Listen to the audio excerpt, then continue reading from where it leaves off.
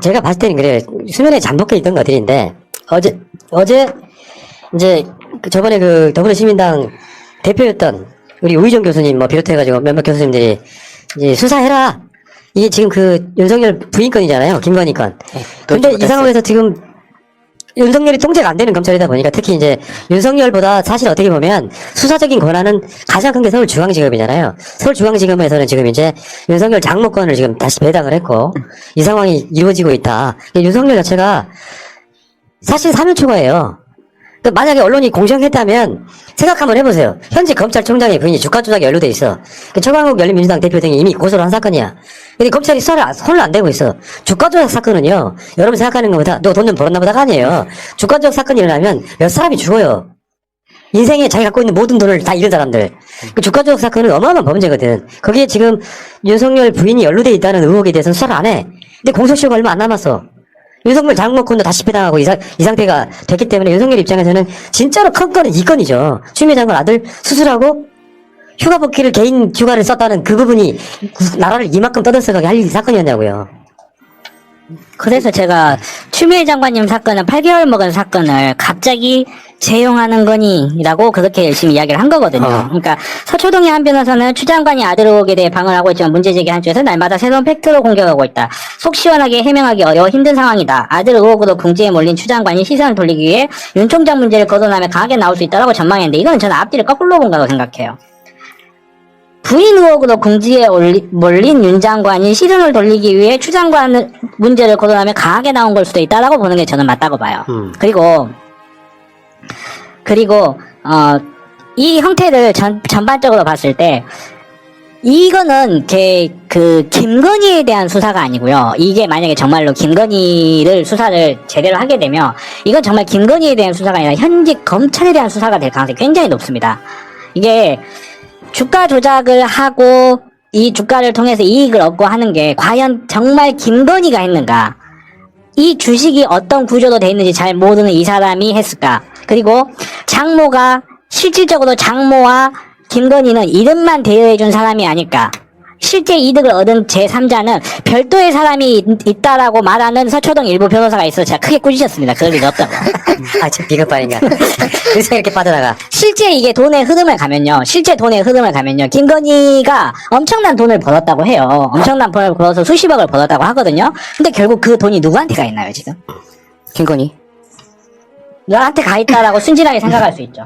근데 부부관계를 맺음으로써 그 돈은 제자리를 찾아간 게 아닌가라고까지 주장하는 사람이 있어서 제가 정말 크게 호통을 쳤죠. 네, 크게 그럴 리가 없다라고 제가 정말 크게 호통을 쳤죠.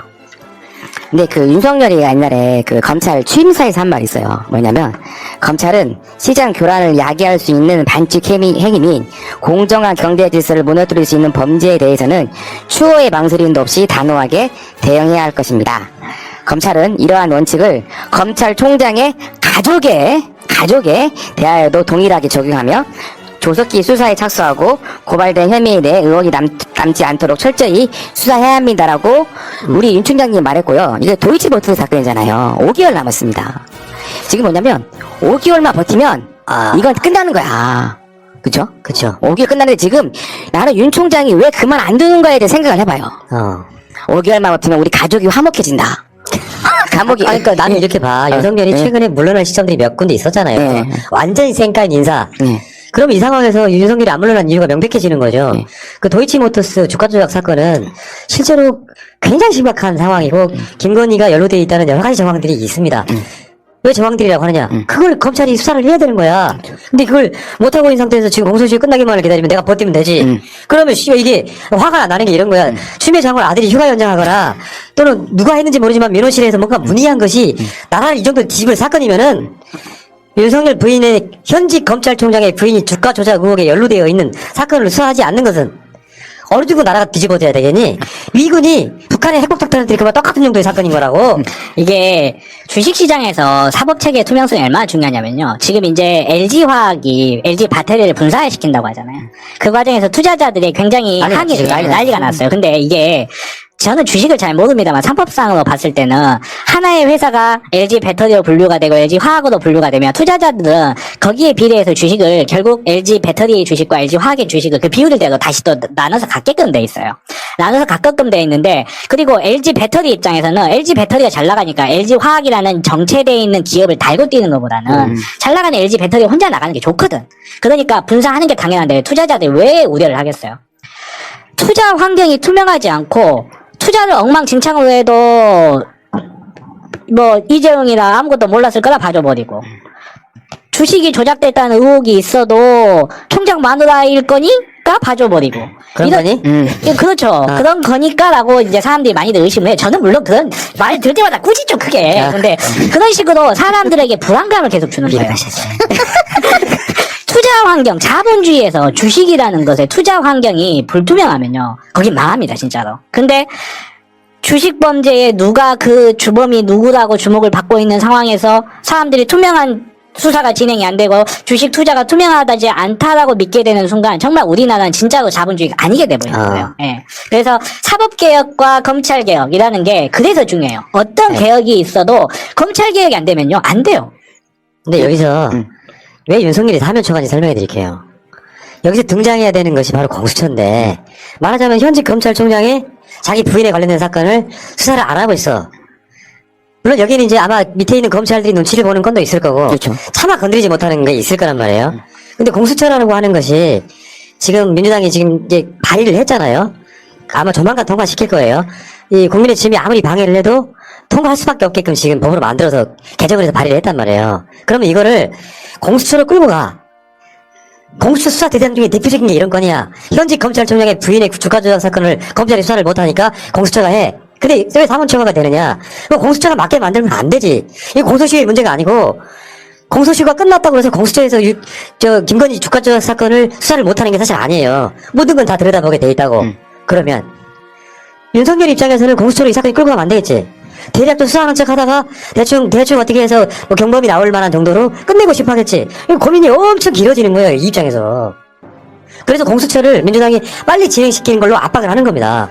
다만 민주당에서는 지금 이런, 심지어 같은 국회의원인 최강욱 열린민주당 대표가 고발한 건이야, 4월달에.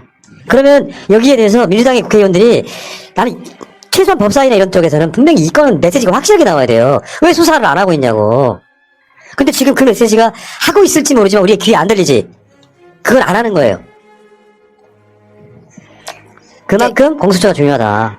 공수처가 제가 생각하는 5개월 이내는 무조건 출범되고, 그 공수처 생기자마자 기소부터 딱 한 다음에 그 공소시효가 딱 되잖아요.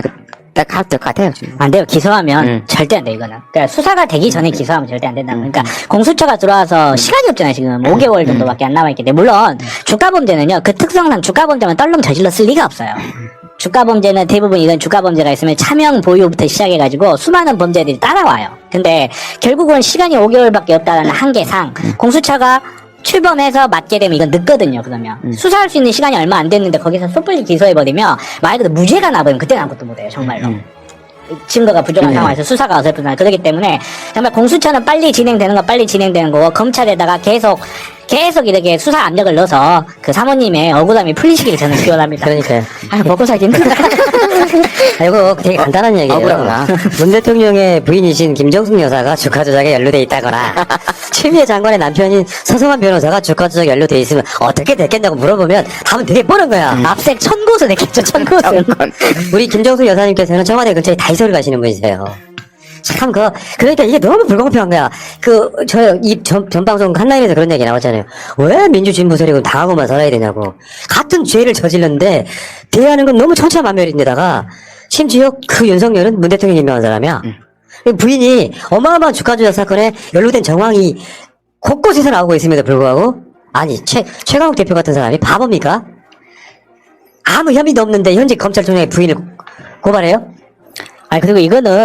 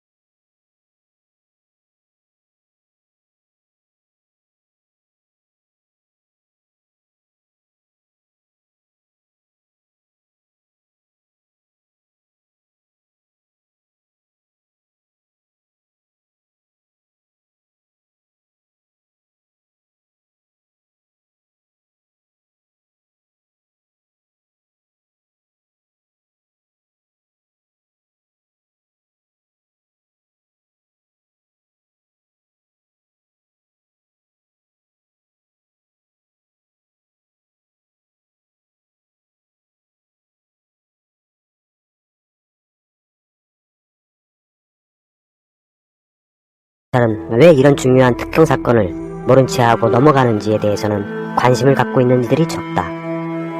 그 이유는 언론에서 이 문제를 다루지 않았기 때문이다. 어떤 기성 언론도 이 의혹을 크게 문제화시키진 않았다. 자신들이 거꾸로 당할 수도 있을 것이라 여겼기 때문일까. 여하간 언론에서 나몰라라 하는 사안이었기에 사람들은 심각성을 모르며 결국 이렇게 사건은 덮이게 될 수도 있다. 경찰은 지난 2013년 도이치모터스 주가 조작 의혹 사건과 김건희 씨의 관여 여부를 내사하다 왜 중단했을까? 경찰의 내사가 정식 수사로 전환되지 못한 이유가 금감원에서 수상한 금전거래 관계에 대한 자료를 넘겨주지 않은 비협조 때문이라 했다. 공시 자료를 토대로 분석을 해보면 도이치모터스 권오수 회장과 김건희 씨는 10여 년 전부터 최근까지 수상한 금전거래 관계를 지속한 것으로 확인된다. 경찰이 내사를 벌인 주가 조작 의혹은 그 시점으로 보면 권 회장과 김 씨 사이에 오랫동안 계속된 수상한 거래의 딱 중간 시점에 벌어진 일이다. 경찰 보고서에 따르면 김건희 씨의 주가 조작 가담 의혹 시점인 2010년 2월을 기준으로 김건희 씨가 도이치모터스의 주주였다는 대목이 나온다. 사실일까? 도이치모터스의 공시 자료를 살펴보면 실제 김건희 씨가 당시 도이치모터스의 주주였던 근거를 발견할 수 있다. 도이치모터스의 우회 상장 넉 달 뒤인 2009년 5월 19일 도창섬유라는 회사가 도이치모터스 주식 124만 주 가운데 24만 8천 주, 약 8억 원어치를 장외 매도했는데 그 상대방 이름이 바로 김건희, 윤석열 총장의 아내였다. 주식시장에 널리 알려진 방법이 있다. 어떤 특정 장외 기업이 현행법으로 주식 상장을 하기 위해선 복잡한 절차와 시간을 소요해야 한다. 그래서 손쉽고 빠르게 상장할 수 있는 방법이란 것이 법망을 교묘하게 우회하는 방식이다. 그것이 바로 우회 상장이다. 즉, 이미 기존에 상장되어 있는 장내 기업을 합병, 주식교환, 가교회사 설립, 제3자 배정, 유상증자 등을 통해 경영권을 취득해서 주식거래소에 상장하는 방식이다. 다른 말로 뒷문 상장이라고도 한다. 비상장 기업이 정식 절차를 통해 상장시킬 자신이 없을 경우 많이 행하는 방식으로 국내외의 우회 상장 사례는 너무도 많다. 우회 상장의 문제점은 오래전부터 대두되어 왔다. 특정 기업을 비방할 목적은 없지만 하나의 예를 들어보겠다. 한때 우회 상장의 문제점에 대해 업계에서 떠들썩했던 사안이었기 때문이다. JYP 엔터테인먼트라는 우회 상장 중 유명한 케이스가 있다. 당시 가수 B가 대주주였던 제이툰 엔터테인먼트를 인수한 후 박진영과 미스 A가 제이툰과 새로 계약을 맺은 후 사명을 주 JYP 엔터테인먼트로 바꾸고 원래 JYP 엔터테인먼트를 주 JYP로 바꾸었다. 당시 금융당국에선 상상도 하지 못할 방법이라고 할 정도였다. 즉, 더 쉽게 설명을 하자면 원래 홍길동집이란 비상장 회사가 특정 상장 회사를 사들여 그 회사 사명을 주 홍길동집으로 바꾸고 본래 홍길동집이란 회사는 주 홍길동으로 바꾸는 것이다. 대중은 집이 빠진 것을 개의치 않는다. 그냥 홍길동집이 주 홍길동집이 된 것이라 생각한다. 그러다가 최대 주주의 지분 문제가 정리가 되면 자연스럽게 비상장 회사를 상장 회사가 흡수 합병하는 방식으로 우회 상장이 완료되는 것이다. 당시 JYP도 몇 년간 상장 JYP와 비상장 JYP로 나누어 경영되었었다. 한동안 최대 주주 박진영의 지분 문제로 합병이 미뤄지다 2013년 말 비상장 JYP를 상장 JYP로 흡수 합병하는 방식으로 우회 상장이 완료됐기도 했었다. 말이 다른 곳으로 잠시 우회했으나 2009년 5월 20일 도이치모터스의 공시 내용에는 도창섬유가 김건희 씨에게 도이치모터스 주식 24만 8천 주를 장외 매도한 사실이 나와 있다. 김건희 씨가 도이치모터스 주식 24만 8천 주 8억 원어치를 장외 매수한 시점은 도이치모터스가 나로앤코라는 코스닥 상장사 인수합병을 통한 우회 상장을 한 지 넉 달이 채 지나지 않은 때였다. 도이치모터스는 인수합병 전에 도창섬유라는 회사에 40억 원의 채무를 지고 있었는데 돈을 갚는 대신 상장 이후에 이 채권을 주식 124만 주로 전환을 해줬다. 그리고 도창섬유는 주식을 배정받은 지 불과 닷새 뒤인 김건희 씨에게 그 가운데 5분의 1을 한꺼번에 장외 매도했다. 당시 김건희 씨가 주식을 장외 매수한 가격은 주당 3,225원으로 시세보다 적어도 200원 이상 낮았다. 그런데 이 도창섬유라는 회사는 권오수 회장의 회사였다. 즉, 오노가 지배하던 다른 회사에서 자금을 동원해 다르앤코 인수합병 자금을 마련했고 인수합병 뒤에는 이 채권을 주식으로 전환해 채무를 털어버리는 복잡한 과정 한가운데 김건희 씨가 등장한 것이다. 참으로 기발하고 입이 벌어지게 만드는 수법이 듯하다. 권오수 회장이 지배하던 두창섬유는 도이치모터스 주식을 배정받고 불과 닷새 뒤 그중 5분의 1인 24만 8천 주를 김건희 씨에게 장외에 매도했던 것이다. 인수합병 초기 지분을 정리하는 과정에서 사실상 오너가 보유하던 주식을 개인이 대량으로 넘겨받은 셈인데, 보통 이런 경우는 가족 등 특수관계인 같은 경우이거나 회사 설립이라든지 인수 과정에서 큰 역할을 했거나 거의 공동창업자에 준하는 그런 경우에 이런 식으로 챙겨주는 경우가 있다는 것이다. 매우 특수한 관계가 아닌 다음에야 사실상 오너가 보유한 지분을 개인에게 넘겨주는 일은 흔하지 않다. 도이치모터스 권오수 회장이 노창섬유의 보유 주식 8억 원어치를 김건희 씨에게 일괄 장외 매도한 이유는 무엇일까? 업계의 이런 경우는 아주 중요한 파트너십을 확보해야 할 때 외에는 아주 극히 드문 경우라 한다. 도이치모터스 권오수 회장은 김건희 씨와 무슨 중요한 파트너십이 필요했던 것일까? 여하간 그로부터 6개월 즈음 경찰이 의심한 주가 조작 사건이 나온다.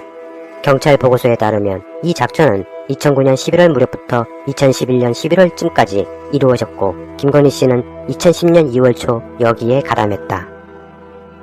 만약 경찰에 내사했던 주가 조작 의혹이 사실이라면, 그리고 김건희 씨가 2009년 5월에 매입한 주식 8억 원어치를 주가 조작 의심 시기에 최고점에 팔았다면, 김건희 씨는 주당 3,225원에 사들인 주식 24만 8천 주를 8,380원에 팔아 12억 원 이상의 차익을 봤을 것으로 추정된다. 김건희 씨의 해당 주식 매도 시점은 확인되지 않았다. 경찰 보고서에 등장하는 주가 조작 선수 이모 씨의 자필서에 따르면 김건희 씨는 자신의 주식 외에도 10억 원이 예치된 증권사 계좌를 이 씨에게 맡긴 것으로 보인다. 이 투자금 10억 원에서 발생했을 이득은 위 12억 원이라는 이득 추정치에 포함되지 않는다. 이 모든 내사 수사가 사실로 밝혀졌다라면 주식 차익 12억 이상, 투자금 10억에 대한 이익금 등 최소 수십억에서 100억에 이르는 막대한 이득을 김건희 씨는 남겼을 것으로 추측된다. 도대체 무슨 이유로 도이치모터스 권오수 회장은 김건희 씨와 무슨 관계이길래 이토록 챙겨주었을까? 이뿐만이 아니라 김건희가 윤석열 총장과 결혼한 이후에도 도이치모터스는 도이치파이낸셜이라는 자동차 할부 금융회사를 통해 주식 40만 주 2억 원어치를 김건희 씨에게 배정한다. 주식의 가격은 주당 500원 액면가 그대로였다. 이 일로 김건희는 도이치파이낸셜의 5번째 대주주의 이름을 올렸다. 이렇게 액면가 그대로 특정 개인에게 주식을 넘겨주는 경우는 오노 가족 외엔 없다. 권 회장과 김건희는 가족이기라도 한 것일까? 윤석열은 지난해 인사청문회의 서면 답변서에서 도이치파이낸셜 설립 당시 김건희가 공모 절차에 참여해 주식을 산 것이라고 해명해줬다. 그러나 공시된 범인의 자료에는 아무리 찾아봐도 당시 공모 절차가 있었다는 기록은 남아있지 않다. 문제는 이러한 범죄 정황이 많은데도 불구하고 경찰의 내사가 중단됐다는 점이다. 그리고 더 이해할 수 없는 것은 금감원에서 해당 필요 자료 등을 경찰에 비협조했다는 점이다. 왜일까? 도대체 무슨 이유로 금감원은 이런 앞뒤 의심 정황이 분명한 사안에 대해 비협조했던 것일까? 의심 정황만으로도 수십여 곳을 압수수색하고 온 언론을 도배했던 소위 사모펀드 의혹 사건의 최대 수혜자라 칭하며 아주 나쁜 가족으로 매도한 조국과 정경심 일가에 대해서는 지리한 법정 공방으로 온 가족을 피폐하게 만들었다. 결국 법정에서 오천조카 조범동에게 빌려준 돈으로 밝혀진 정말 아무것도 아닌 사건으로 파렴치한 가족으로 만들었던 검찰. 내가 사모펀드 쪽은 잘 아는데 이거 이놈 아주 나쁜 놈입니다 라고 윤석열이 지난 조국 전 법무부 장관 후보 시절 지명철회를 요구하기 위해 전 박상기 법무부 장관을 찾아가 말했다란 내용, 그리고 부부 일심 동체라 말하고 다녔다란 이야기. 과연 그는 자신의 부인에 대한 범죄 의심에 대해서는 왜 아직도 함구하고 있는 것인지, 그리고 도이치모터스 권오수 회장과 김건희와는 도대체 어떤 사이인지 그것이 알고 싶다. 특경법의 공소시효는 15년이다. 2009년 11월부터 사건이 시작된 것을 감안하면 이제 2년 남짓 남았다. 지금이라도 제대로 이 사안을 수사해야 한다. 시간이 얼마 없다. 이대로 진실을 묻어버릴 순 없다.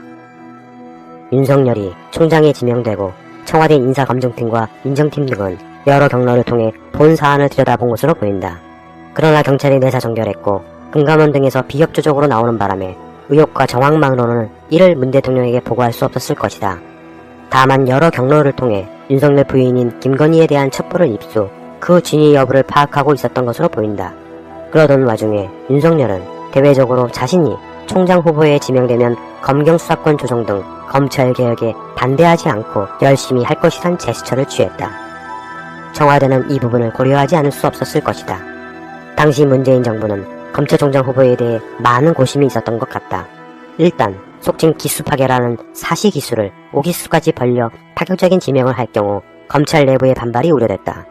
그것은 당시 검찰뿐만 아니라 법무부 내부에도 수많은 검찰 출신들이 있었기에 쉽지 않은 일이었다. 윤석열은 사시 23기이다. 그리고 당시 검찰 내에는 19기들도 있었다. 그래서 19기에서 23기 이내에서 후보군을 추렸다. 문제는 문재인 대통령의 검찰개혁 의지를 관철하기 위해서는 낡고 서열 종시의 기존 검찰 조직 문화의 쇄신의 필요성이 대두됨으로 인해 기수가 제일 낮은 사람을 선택하기로 마음먹었던 것 같다. 당시 후보로는 봉욱 대검찰청 차장검사, 김호수 법무부 차관, 이금로 수원고검장, 윤석열 서울중앙지검장 등 4명이었다. 또한 무엇보다 가장 결정적인 요인은 당시 윤석열은 전 대통령 2명을 기소하여 공소를 유지 중인 장본인이었기에 민주진보권에서 대대적인 신망을 받고 있었다. 즉 민주진영에서 문재인 대통령에게 윤석열을 총장으로 지명해야 한다는 다양한 목소리와 압력이 있었다고 한다. 문재인 대통령은 윤석열이 검찰개혁을 제대로 해줄 것이라 믿었다. 검찰이 스스로 움직이지 않으면 검찰개혁은 이루어지지 않을 것이고 후보자 중 검찰개혁 의지를 대외에 천명한 사람은 윤석열이 유일하게도 했기 때문일 것이다. 문재인 대통령은 많은 고심과 고민을 하였을 것이다. 검찰개혁 방안은 역대 정부에서 오랜 세월 요구되어 왔지만 누구도 그 어떤 정부도 해내지 못했던 일이다. 특히 검찰개혁의 결정 과정에 검찰이 스스로 참여함으로써 검찰이 개혁의 대상에 머무르지 않고 개혁의 주체가 되기를 희망했다. 윤석열 일가에 대한 장모와 처의 문제는 법적으로 딱히 범죄 사실이 입증된 것이 없었으며 숱한 의혹만이 난무하고 있던 상황이었다. 당시 검찰은 기를 쓰고 이 문제를 덮고 있었다. 그렇게 외부로 드러나지도 법적으로 어떻게 할 수 없는 사안이었다. 오히려 피해자들이 사기꾼으로 물려 감옥에 갇히는 신세가 되기도 하였다. 인사검증팀 및 인정팀의 일부는 윤석열의 총장 지명을 극구 반대했었다고도 한다. 하지만 위와 같은 여러 상황을 종합하여 문재인 대통령은 그를 지명할 수밖에 없었다. 결국 조국 전 법무부 장관과의 환상적인 조합은 꿈같은 희망, 물거품이 되어버렸다. 잘못된 인사는 모든 것을 어렵게 만든다. 매 인사 때마다 문재인 대통령의 의지대로 그들이 움직여준다라면 우리 사회는 훨씬 달라졌을 것이다. 그래서 인사가 만사라 한다. 문재인 대통령의 인사에 대한 믿음을 배신으로 갚는 사람들이 현 정부에 많다. 그렇게 실패한 인사는 모든 부분에서 개혁이 늦춰질 수밖에 없는 이유이기도 하다. 그렇다고 실패한 인사라 마음대로 임기 내에 자르거나 처벌할 수도 없다. 문제는 사람이다. 문재인 대통령이 모든 사람들에 대한 정보를 알 수도 없으며 파악할 수도 없다. 또한 검증을 제대로 하지 못한 검증팀에 문제가 있다고 볼 수도 없다. 의혹만으로는 최종 판단을 할 근거가 미약하기 때문이다. 법치국가란 대전제하에서는 밝혀진 범죄 사실이 확실히 소명되어야 그에 기인한 합당한 인사를 할 수 있다. 당시로서는 최선이었을 듯 싶다. 그 누구라도 그 선택을 할 수밖에 없었을 것이다. 여하간 이 일은 다른 사람이나 사물의 부정적인 측면에서 가르침을 얻는다는 뜻으로 알려진 사자성어인 반면교사로 삼아야 한다. 문재인 대통령이 그를 믿고 큰 대의를 맡겼다라면 그가 누구든 최소한 문재인 대통령의 개혁 의지와 뜻에 부합하는 모양이라도 제대로 내야 하는 게 아닌가. 자리를 이용해 권력을 탐하고 그 자리를 자신의 탐욕으로 뒤바꿔버리려는 일부 어공들에게 일가하고자 한다. 제발 당신을 그 자리에 앉힌 문재인 대통령의 얼굴에 먹칠만은 하지 말길 바란다. 검찰개혁과 공정의 가치는 문재인 정부의 가장 중요한 국정 목표이다. 언론에 대해서는 정부가 개입할 수 있는 영역이 아니다. 군사정권, 수구정권처럼 언론을 마음대로 할 수 없다. 그 결과 언론 자유도는 가히 세계적으로 높다. 그러나 언론 신뢰도는 최하위에 가깝다. 참으로 아이러니할 수밖에 없는 일이다. 언론 스스로 언론 개혁에 대한 절박함을 깊이 성찰하고 신뢰받는 언론을 위해 자기 개혁을 스스로 해야 하는데 과연 그런 의지가 있는 언론이 단 한 곳이라도 있을지 의문이다. 검찰개혁, 아직 갈 길이 멀고 험하다. 언론개혁은 시작조차 하지 못하고 있다.